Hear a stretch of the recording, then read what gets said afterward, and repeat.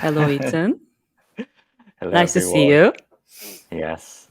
Yeah, it's always really fun to have these conversations. And, we invite anybody as well to join us.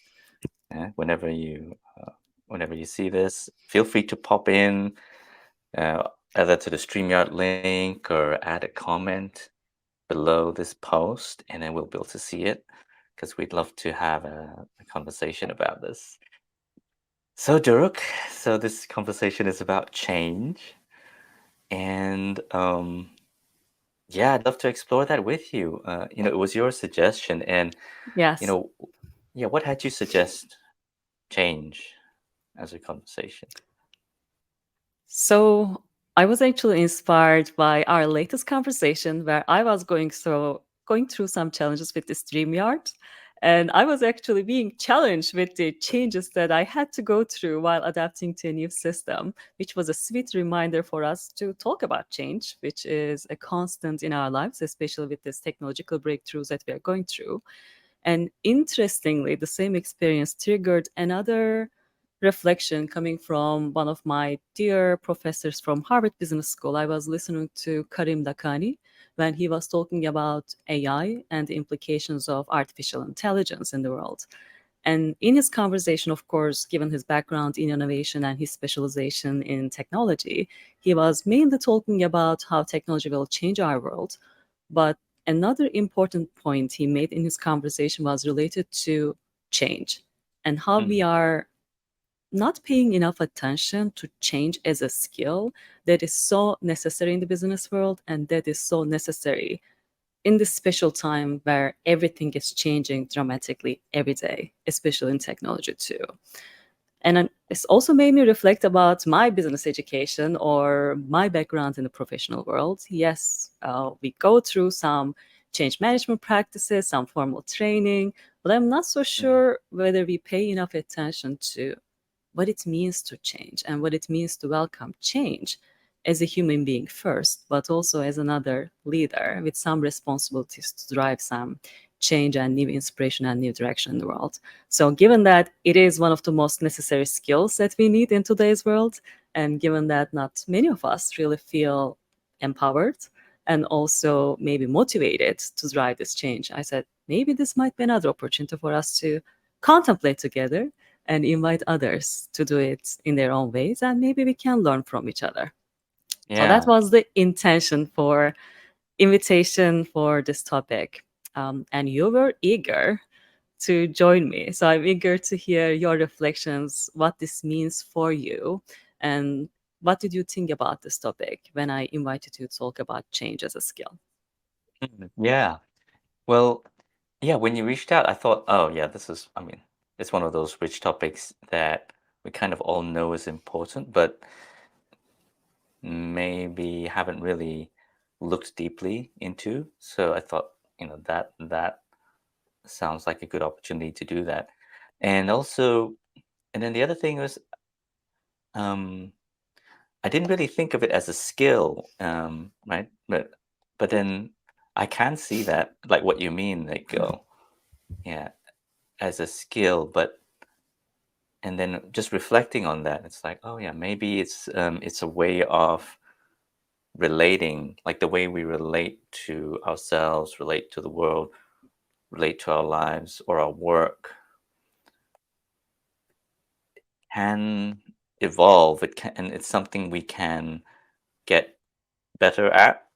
Yeah, So in that sense, it can be a skill, right? So quite often we think about change as something that happens to us, but it's different yeah, to think about it in that way of mm, something that we can maybe learn to be with or learn to embody.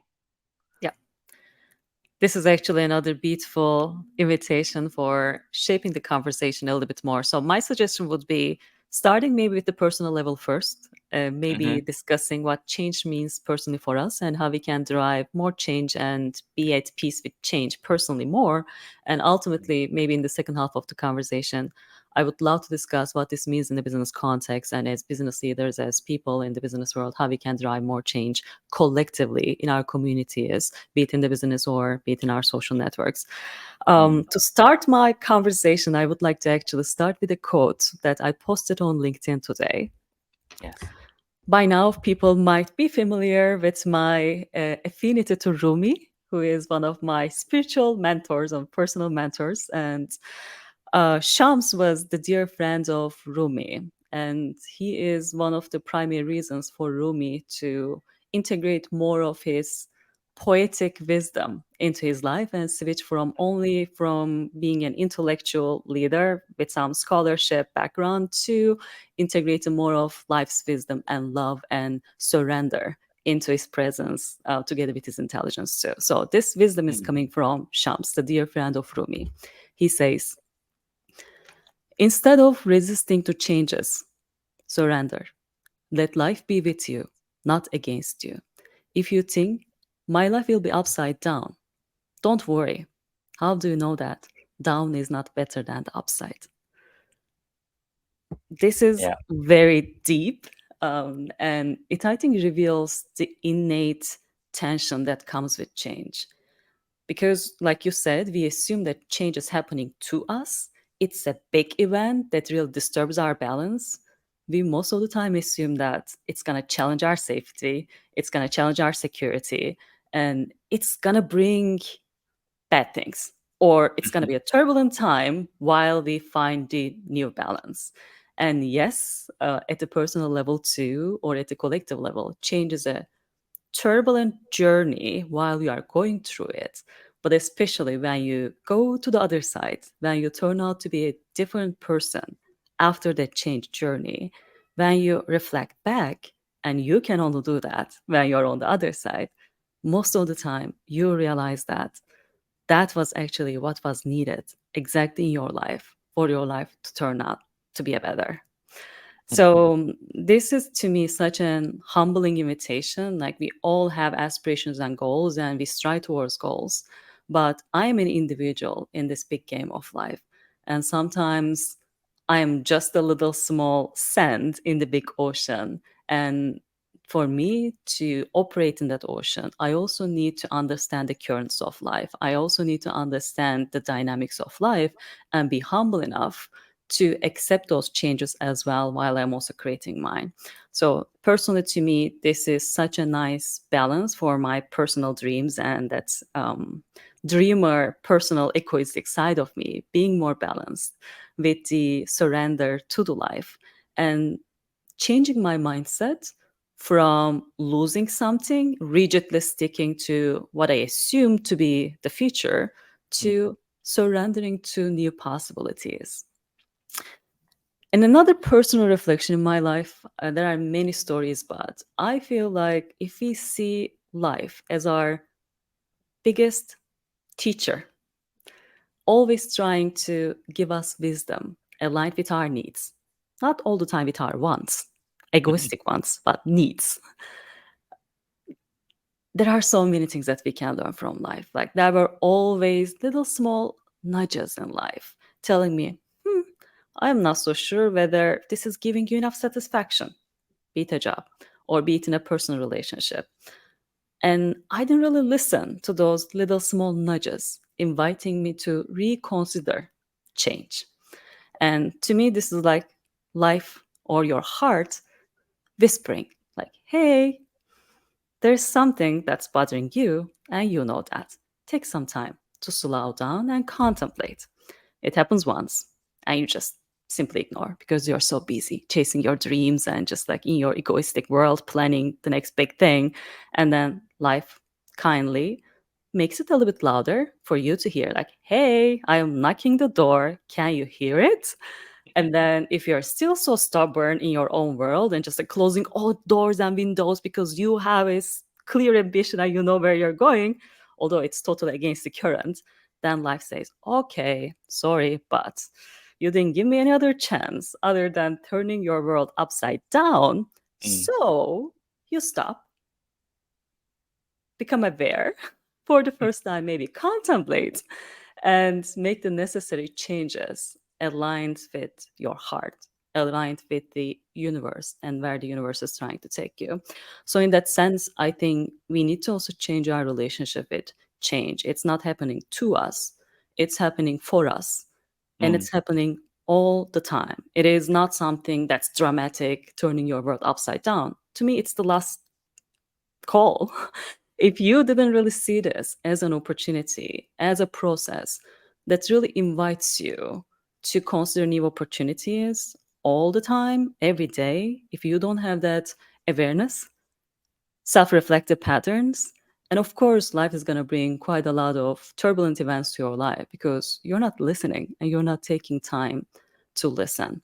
So, in a nutshell, I think if we can reframe our thinking about change instead of change happening to us, change happening for us, with us co creating with life Mhm. towards the directions that's aligned with who we are, but also where we can create the most impact in the world, then change is an opportunity that can open new doors.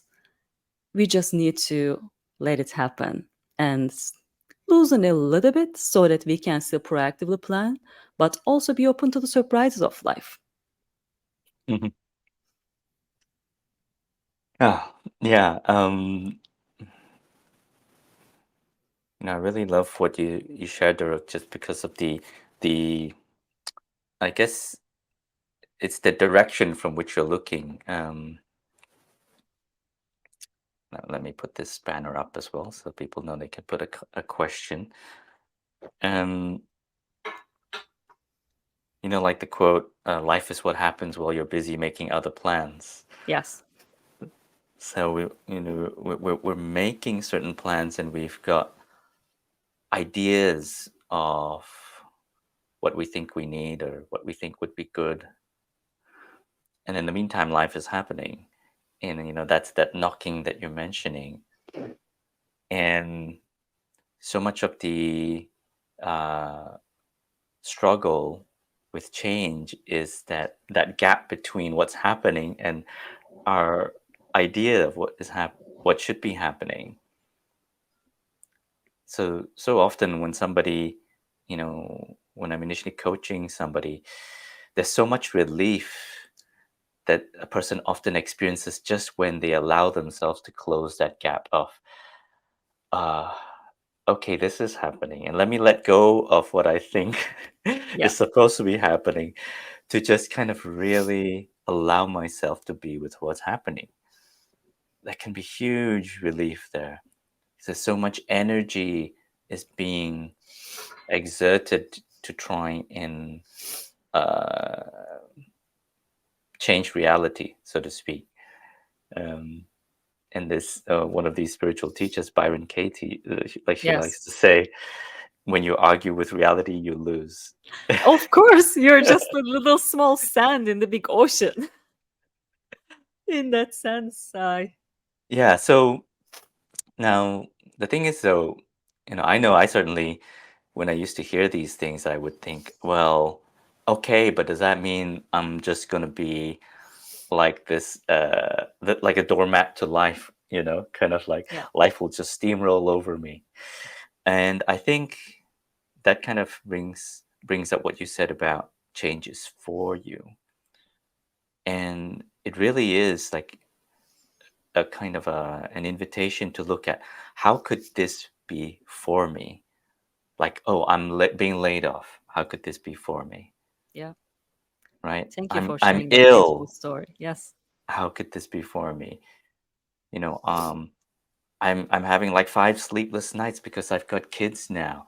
Like, how could this be for me?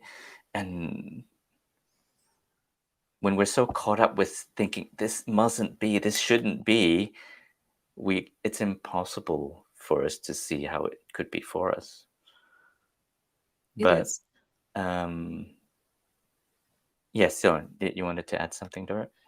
Yeah. So I think I always like paradoxes in life because to me, the true understanding of life is really holding these two opposite things in mind at the same time. I always believe that yes, we have personal drives to bring our dreams to the world, and that is actually our personal aspirations and aspirations in life. And there's so much value in it, very much Western point of view, very Mm. personalized and very empowering the individual. But I also believe that you are, like I said, a sand in the ocean. You are the ocean. So you're, again, this is, I'm using always Rumi quotes. You are not a drop in the ocean. You are the entire ocean in a drop. So you have that power in you as an individual. So you should really understand yourself, know yourself, and hopefully bring your best to the world, which is mostly this westernized, personally empowering point of view. But there is also truth in most of the traditionally Eastern point of view with surrender, with understanding that you're one person, but there are other human beings, there are other living organisms, and there is life beyond you too, and you are a part of that. So to me, the most important thing is really holding these two seemingly opposite point of views. Yes, let's change the things that's in our control. Let's have the stamina to stick to our whys and go through that painful change process and turn out to be the better version on the other side, which is something that I would love to discuss too. Like, how do we drive personal change? We can be the leaders for that change too in our personal lives, also in the business context. But also, if something is too out of control, how can we really still change our perception?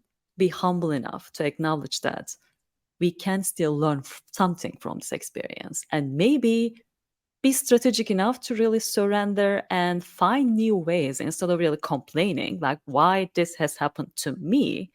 Change the Hmm. mindset and allow that change to propose new opportunities. That might be slightly different what you assumed in your mind before. But like you said, instead of really fighting with the current, just accept it, Yes. let it happen, go through the pain, cry, just be angry, whatever emotion that you have to go through, but then use your energy creatively to do something better out of that situation too. So I just would like to maybe invite everyone to hold those two perspectives together. Let's be the drivers of change with our intentional capacity to dream, intentional capacity to plan, to strategize. But let's also acknowledge that life can happen.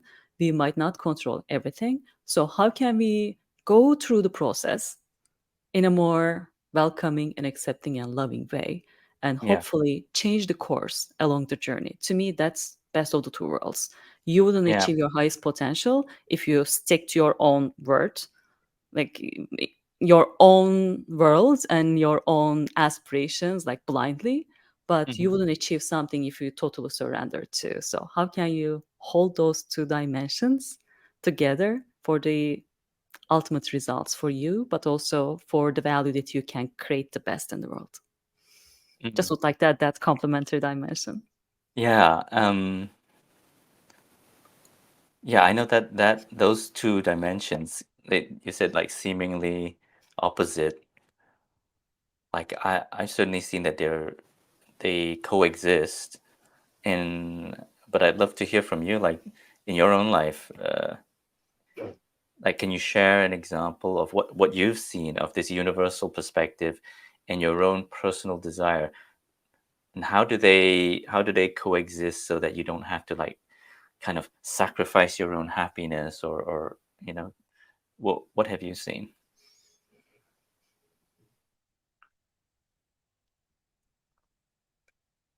Probably some of the examples that I can share is really when I started exploring new opportunities for a career change at the time.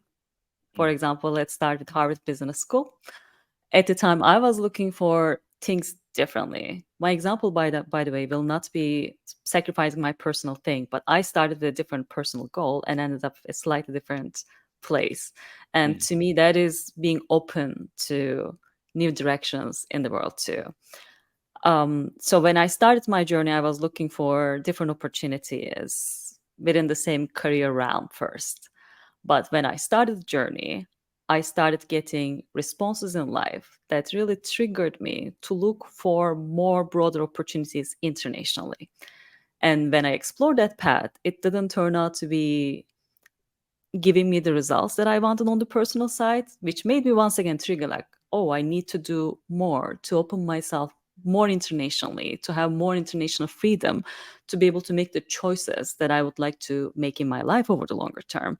Then Mm. it triggered me looking for MBA opportunities. And honestly, when I started the journey, I don't have United States in mind at all. I only aim for European schools, search for European schools, and once again, along the journey, my advisors, what I was going through in life at the moment, really opened new doors for me to consider Harvard as an opportunity.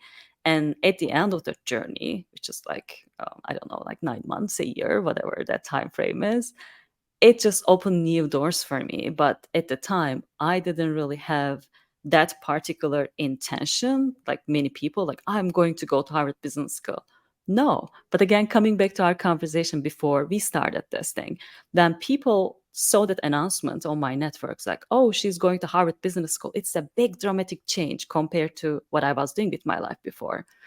And Yeah. on paper, it's a big thing.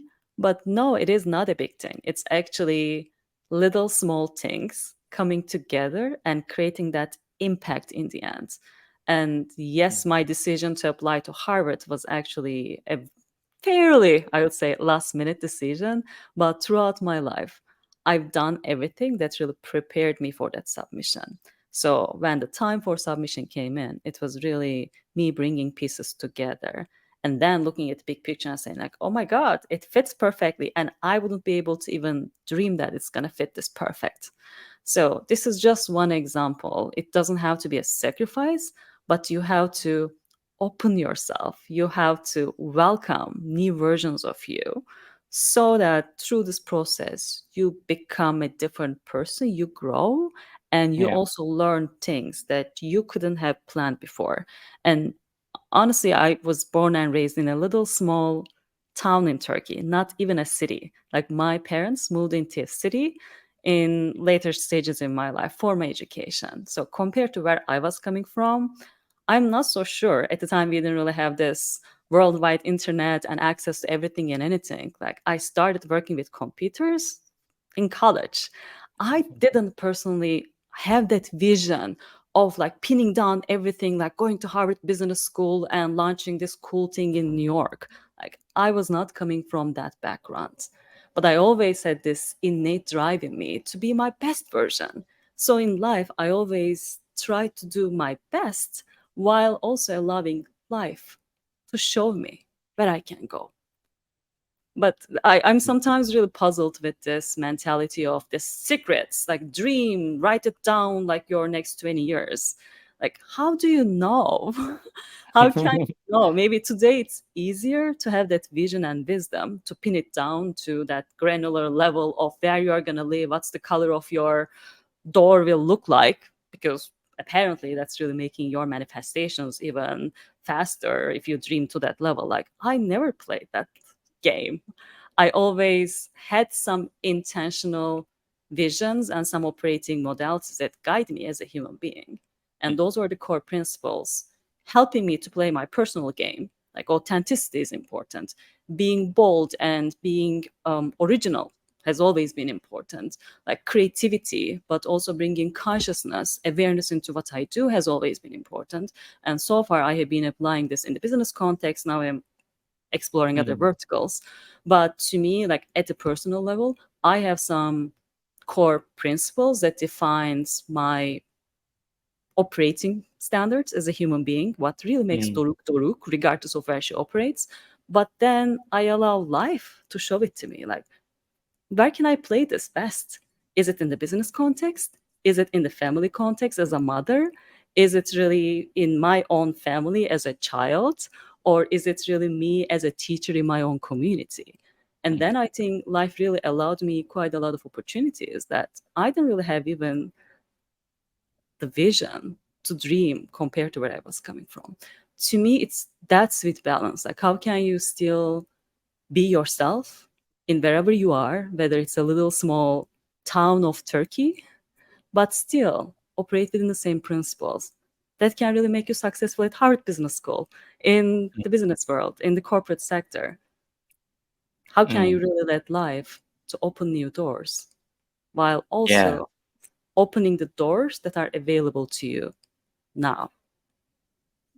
I hope Yeah. that makes sense. Yeah. Thank you for sharing all that. I think, what I hear in that is like mm, the way you've created your life or navigated is not so much that you had a clear destination in mind, like I'm going to this city, but you have a compass, right? So and the compass guides you. So if we drop you in a forest, the compass can guide you in that forest. We drop you in the Antarctic, the compass guides you over there, right? So you don't know exactly, the terrain and so forth. Like that's always changing, Correct. but it's kind of how you're navigating. And yeah, that would be interesting to talk about, like how you navigate. And for me, it's, when we consider balancing this universal and personal perspective, Hmm. there's a feeling to it. A Yes. part of the navigation is a feeling of mm, something that feels true, something that feels good, um, something that feels aligned for you. And I think this is one of the challenges that we face, especially professionally, is we're not really good at we haven't we're not really good at listening to our own inner guidance of what we want and what feels true and so forth, because we've been trained to look outside for that. Yes. And therefore, uh you know if we have a training program on change, and the company tells us, well, you need to be like this and this and this and more this, we might resist it in some way, and we don't even know why we're resisting. Yeah. And perhaps the reason is that we're only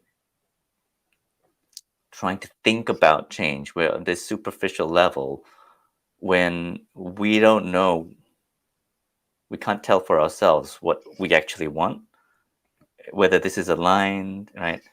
Yes. And if we can find our own voice, then we can say, oh, I hear you, like this is what you want to do. Like I spoke to Yes. somebody who was at Twitter, Hmm. and then Elon Musk joined and flipped the, Surprise. the culture upside down. And she struggled with, like, okay, what does this mean? What do I want? But ultimately she got to this knowing within herself. I know what I want, and it's not this, right? And so then she could be like, okay, thank you very much, and I'm gonna go and do Yes. something else. You highlighted another important dimension, which is, I think, so important that it makes sense to maybe emphasize once again. Change is not happening to you, it's happening for you. And you're highlighting the importance of making this process more intuitive and more proactively integrated into your life as a practice. So instead of really always looking externally, I would like to really invite everyone in the personal spaces of their lives. Also, for most of the leaders, this is even more essential for the leaders because Mhm. they're not only supposed to lead this change and manage it well for the personal space, they also have the responsibility to lead this change for the communities that they are responsible for. So it's Yes. really important to proactively open up space for the change to happen, but to know yourself, to love yourself, to have your initial stabilization pillars in life. And let's come back to some of the things that we discussed before. We are afraid of change because it might be challenging our physical safety, it could be challenging our emotional safety, it could be challenging our intellectual safety. And instead of really doing this retrospective analysis after this big catastrophic thing has happened that you didn't expect, why don't you open up more space for self reflection, for having those pillars in life embedded in a healthy way so you can go through any change regardless of where you are in the world, what happens in the world too. So to me, I would like to also invite everyone to think about change as a constant that's always there. If you don't pay attention and be ready in a physical sense, in an emotional sense, in an Mhm. intellectual sense, you will just have to respond in the moment of crisis, because Yes. you have to respond. Life is really, as a teacher, this time not kindly, but maybe in a more bold sense, knocking the door. And I also have a very different terminology to think about life. To me, it's like the parental relationship too. Like Mm. life could be a very nurturing mother, like giving you little small nudges, like inviting you kindly, like come to the table, let's have this conversation, and in a very accepting and loving way, like a mother would do. And then you just ignore, do your own stuff. Then this more disciplined father side kicks in and said, okay, if you're not listening to your mother's invitations, like sit around the table. And this big change happens. And then you will have to consider what safety means, what security means, and think about all these things that you didn't think about before. So maybe I would like to make this a little bit more actionable.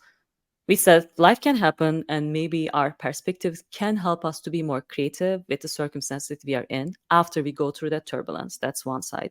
The second side is us driving change, Mm. knowing that something is demanding more and we have capacity to do more. And this is the other video that I posted, which is very famous. This guy is dancing in the middle. No one is really joining him. He doesn't care. And then another person joins, another person joins. And when I look to this video, it has millions of views and thousands of comments and likes. Everybody really acknowledges that this is what humanity means. This is what it means to be alive. Just going out there and just like dancing as if no one is watching. But you don't see many people doing that because that requires some form of safety and security in you first so that you don't need that external validation and you are grounded in your own physical being, in your own emotional being, and in your intellectual capacities. So the question is really, how can you build that? So knowing that you have aspirations and you have that inner invitation in you to do more, to become more, to bring more of yourself to the world, what is preventing you? Emotional Yeah. safety, intellectual safety, sometimes physical safety. We talked about these dimensions before.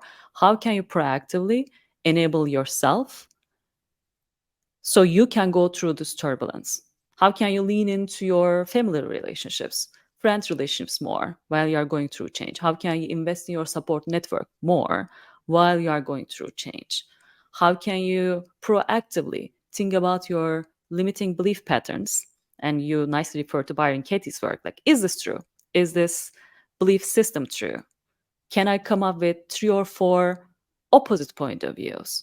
It might not be happening in my life, but did I see this opposite point of view happening in someone else's life so that we Mm. can reframe and rewire the limited patterns that we know will show up? Because this is coming back to our previous conversations about fear. Those monsters will show up. So, how can you proactively arm yourself with the right emotional support system, with the right intellectual support system, so that you're not falling back to your old patterns in terms of your thinking, in terms of your feeling. I think we all have that capacity in us. And this is once again something we discussed. If you are feeling that invitation for change, to me, that is the biggest signal that should give you the confidence that you are ready to take that journey. Otherwise, you wouldn't hear that call. You'll just be so busy. And then life is going to kick you and, in a very fatherly way, will make you sit around the table and you will go through the changes once again. So you need to learn the game and you need to graduate from the class. Either you take it in a very loving way, with loving conversations with your mother, listening to your heart's invitation and taking this as a daily journey, as a process, or you will have to sit around the table in a more firm manner, have maybe deeper conversations, and make bigger and bolder changes in your life.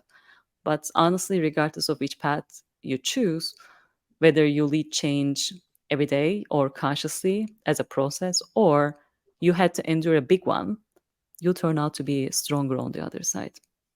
You develop and you learn lessons in life. Yeah. Yeah, that's beautiful. I think, and you just kind of spoke to this comment that we got. And sorry, we didn't get your name here. So if if you're still around, like put your name in the comments. So harder to look inwards because we often fear what we find or discover for no reason. Sorry, we didn't get your name. So if you Oh, so we sorry. settle. Oh yeah. So we settle on outside expectations or what others expect of us to decide our decisions. Yeah, yeah, that's very true, I think. And just highlighting that fear is, I think, a great first step to just be honest that I'm kind of afraid of even having 10 minutes to myself in silence, you know?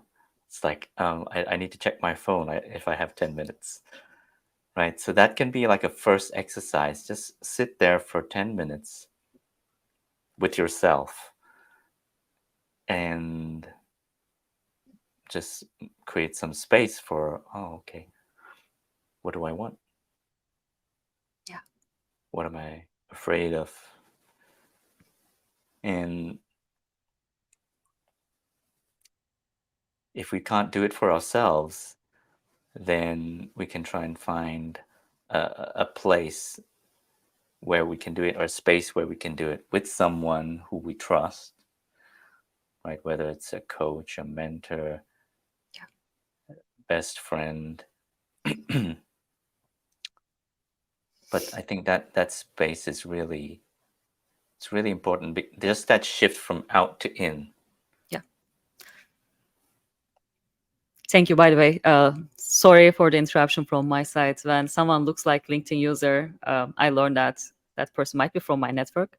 Oh Hello, Mahi. yes, yes, Thank you for that's joining and thank you it. for asking the question. Um, this is a very true reflection, and I think this is what it really truly means to be human. At least in my own personal value system, this is the biggest challenge. How can you bring more of yourself, all of yourself? How can you know yourself? How can you love yourself with everything, including insecurities, including all the things that might not be valued within the world? How can you be the cheerleader for yourself first, inviting all of those dimensions in you? And unless you consciously do it through this, you leading the change within yourself through self inquiry, through working with some healers, therapists, some coaches, life is going to teach you in other ways. So there is no escape from this. To me, life is a school, and we all are going through this journey. Some of us would like to take that journey more solo, some of us as families and couples, but you are always alone in some shape or form. Even if you have a partner, no one is really seeing the world from your lens. No one is going through the life experiences the way that you do. So Mm. ultimately, even if we have some supporting networks, be in the form of a coach or your loved one, partner, you are taking this journey solo. And the journey is really overcoming our fears and monsters and loving ourselves. And in that sense, our relationships, what we do in the world, could be supporting factors. While we are walking towards our own unity and wholeness, we support each other. So there's definitely, I think, quite a lot of positive things about what that community, a coach, someone who believes in you can bring into you. But ultimately, it's all of ours responsibility to hold that space. And it all starts with awareness.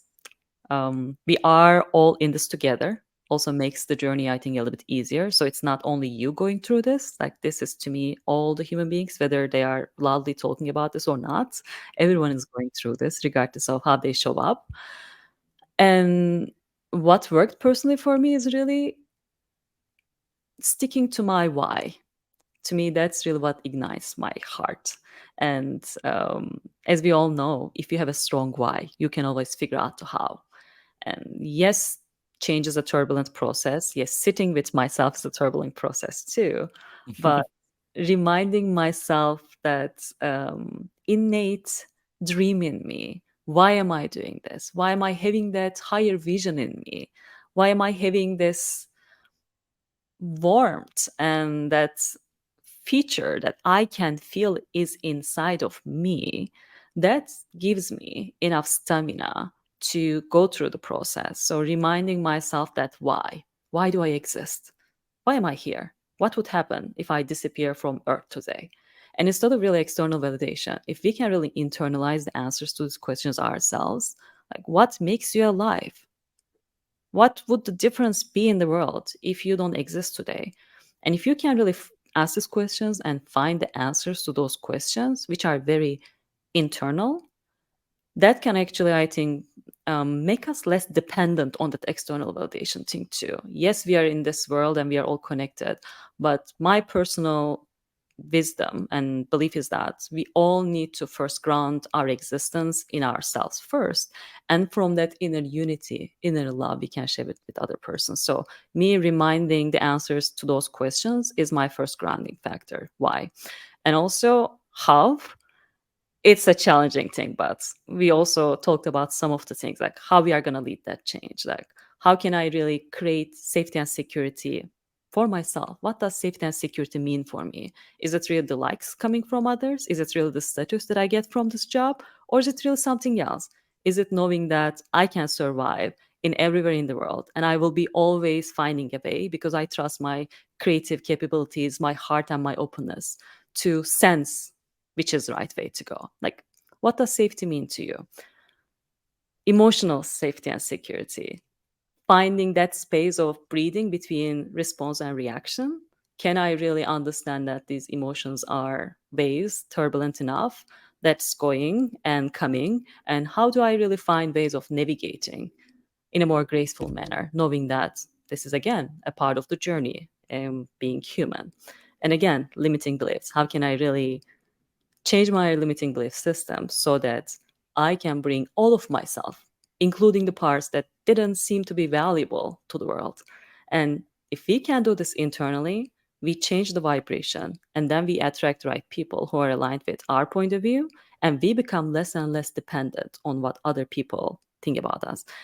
And this has been one of the biggest realizations in my life. The less authentic we are, assuming that we are doing something good for the collective, Hmm. we are damaging the collective in the worst way possible because you are creating that inner tension in you. You're just trying to fit in as if you're just like faking. It is tough in our world to be truly authentic, and we are so used to just fitting in, just to belong, just to be a part of a community. But the boldest move, the bravest move, but also the best love that you can give, I think, to the world is really being who you really are. So you have that inner peace in you.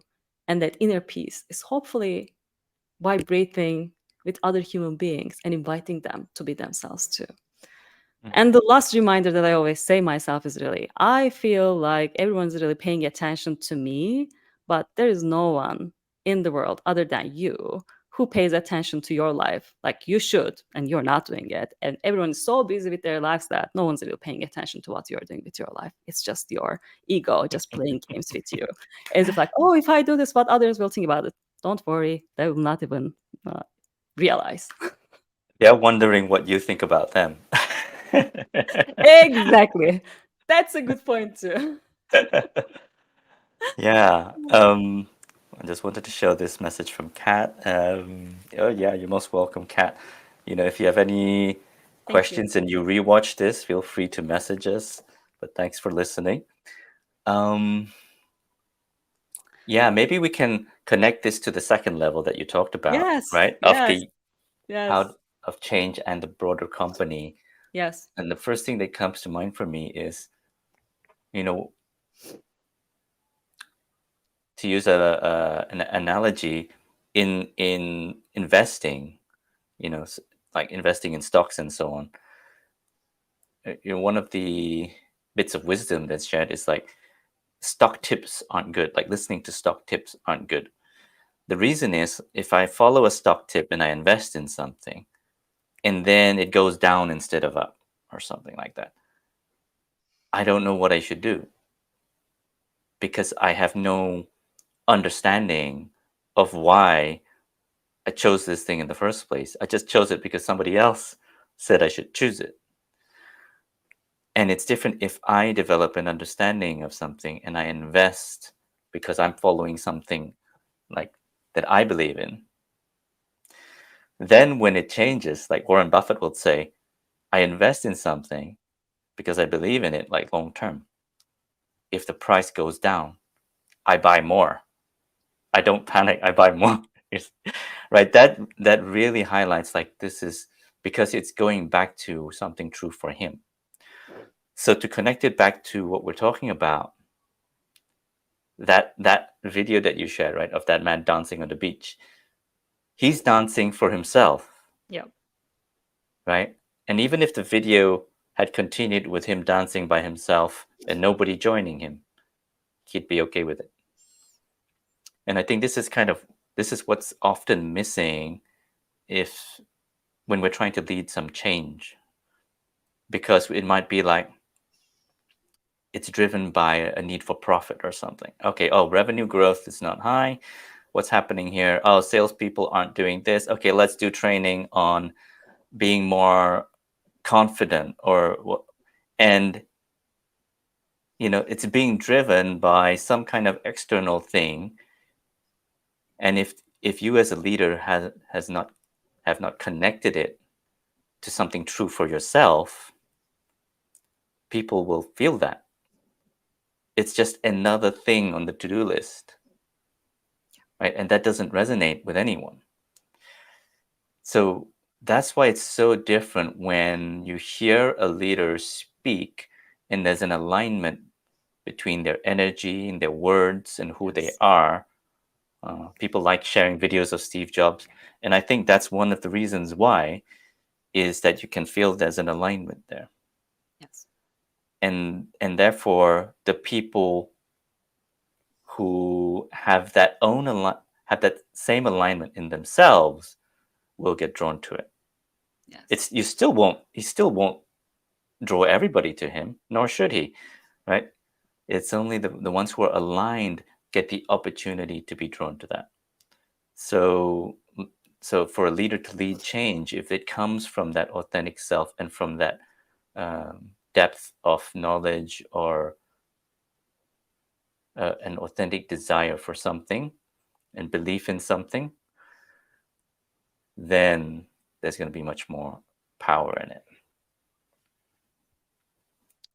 I think you highlighted the most important part of the process, like authenticity and why we are doing this in the first place.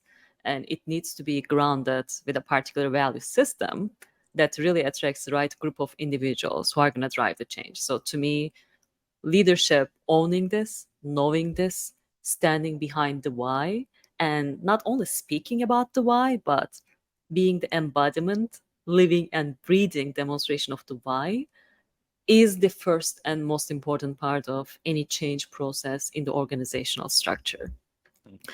Other important things, I think it's really important to be visionary so people can dream what that future can be. Our imagination is the first place where we make things possible. To me, imagination is really us practicing in mind so that we can bring those things in mind into world. So dreaming big and having an inspirational vision is important, but it's also important to acknowledge the realities in life. And I always have this thing like dream big, but start small, starting with a small group of enthusiastic individuals who are at the right space in their lives for trying something new, experimenting something new, and hopefully getting the results from that experiment and sharing the results broadly with other groups has always been one of the core pillars. I've been a part of many transformation initiatives in my previous organizations, like both of them are multinational large organizations where we had to go through quite a lot of years of transformation with thousands of people. Everything always started with small groups of individuals operating in the new way, showing the results in the new way, and inviting others in the process so that instead of only dreaming, people can see the practical results in the new world. But while doing so, there were a couple, I think, core principles that really helped us to acquire more collaboration and coordination while we were experimenting as a small group. Mm. Transparency and inclusivity. We always had other people from, let's say, more traditional departments who were supposed to be disturbed or disrupted by this technology, for example, if we included them in the process and somebody from their department was a part of our team creating this new product, they were the ones actually seeing the benefits. And because they also can translate what this means for the old world, instead of us as the new group trying to propose or market ourselves or our value proposition, these new individuals coming from other departments, they were the ones actually making the connection between the old system and the new system, and how this new system can honor the old but also make it even better and sell the value proposition to their peers. So it's really important, I think, to be inclusive, to include different team members from all of the departments of the business, so that the language translation could be done by the team members that they trust, has the opportunity to see the new system, but can also translate what it means for the world. So, in that sense, like inclusivity is one of the top core pillars while you are doing something new. How can you include more innovative people, the more open minds to this new game, so that when we are seeing the results from this new system, they could be the champions in their own old worlds to tell the benefits of the new system. And Mm. transparency is really, really key. I think during this process, everyone has so much questions, concerns, like having regular channels of communication, allowing everyone to ask their questions, and not treating this as only a technical and operational thing, but treating this as a humane process, as a humane transition, coming back to our personal challenges. Even if we are the ones driving change, knowing that it's for the betterment of us, that doesn't necessarily mean that we are not going to go through the emotional ups and downs. We all go through emotional ups and downs. Same with the corporate change. And there are quite a lot of statistics around this, but I've been personally leading quite a lot of digital transformation. So I have quite a lot of data in that space. Like 70 to 80% of digital transformations fail. And it's not because of the technical complexity. Technical complexity is the easy one.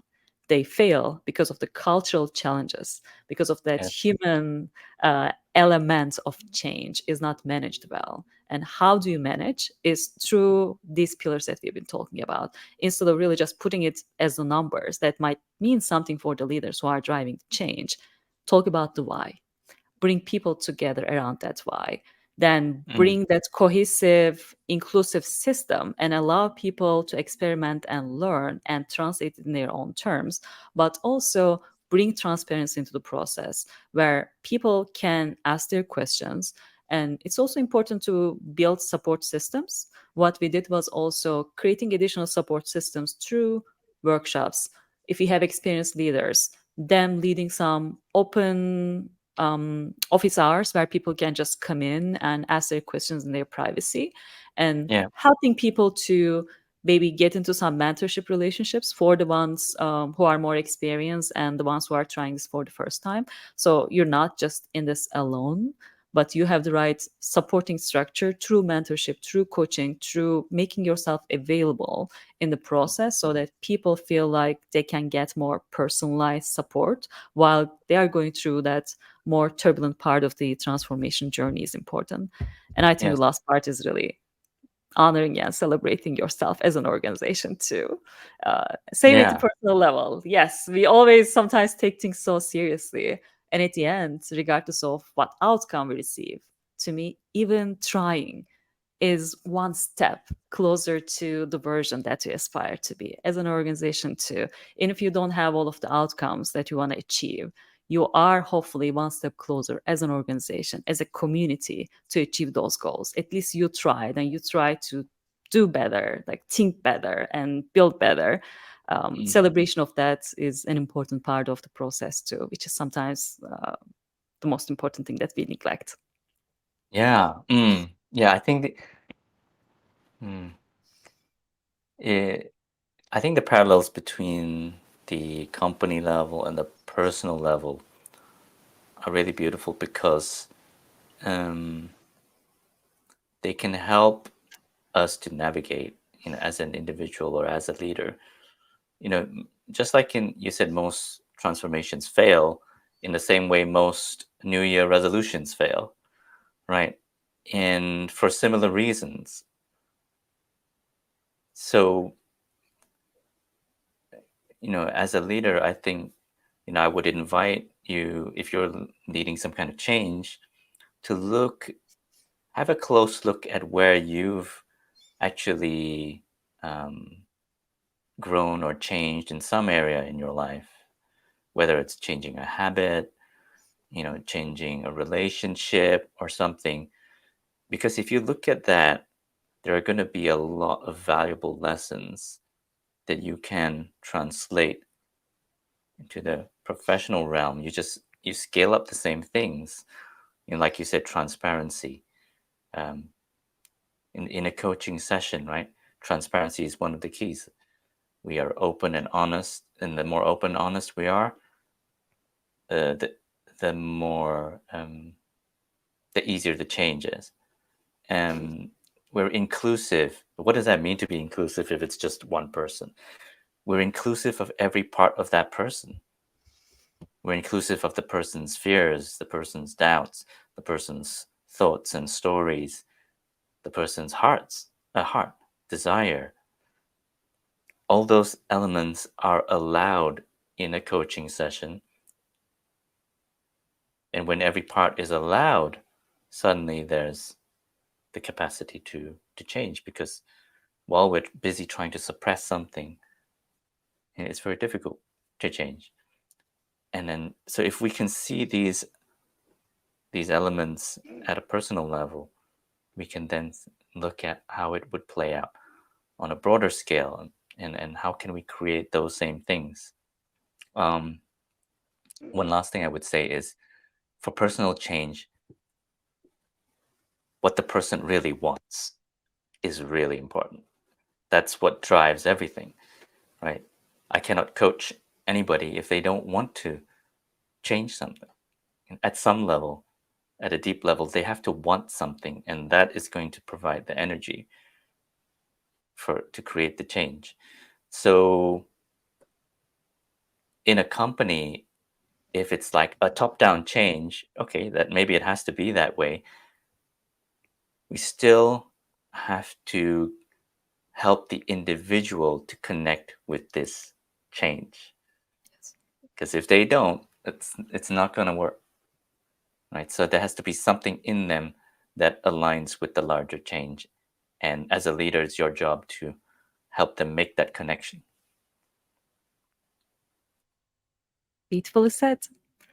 And acknowledging that we only have a couple minutes, I would like to actually share the intention that I shared with you before joining our call. The little Yeah, that would be line great. from John O'Donoghue. I hope I'm saying his name right. He's an Irish poet I love so much. And I discovered that he is actually into beauty. In his own definition, beauty is an invisible embrace that's not visible, but that's always there, similar to our previous conversations about love, too. And he has a beautiful intention that guides my personal creative and creation process. And this is what we shared with Ethan before starting this call. But for anyone who might be driving some change, who might be creating something in the world, I hope this can give some inspiration and some invitation. May you come to know that work which emerges from the mind of love will have beauty and form. What this really means is, if you are truly authentic to that flame in your heart that really ignites and invites you for change, and if you lead that change with love, whatever you create in this world will have form in the physical term, but also will have beauty in its reflection, and others will be able to see it too. So I hope this really inspires us to bring more of that love we all carry in us. And I hope this really inspires us to create bigger, bolder, and beautiful things in life, be in the form of families, products, or companies. Yeah, thank you. Thank you for ending on that note, Doro. I think it's a beautiful way to hold change, and versus like, oh, I'm gonna make this change happen. But change with love has a very different feel. And, probably anybody who's a parent can probably relate to both of those ways of trying to affect some change with their kids. Yes, like Balance is Or important. Sometimes discipline is mm, important too, but love is important too. yeah, yeah, and they're not mutually exclusive. You can have love and True, discipline. true, Um, yeah, true. so thank you, Doruk, for the amazing conversation. Thank you, Kat, and who is the other Mike, person? thank you. Mike. Yeah, for your Thank you so much. questions. And anybody who's watching this later, feel free to still add any questions, and Doruk and I would love to, like, we'll check the comments and we'd love to follow up on any other questions that you have. But yeah, till next time. Till next time. Thank you, everyone. Thank you. Much love.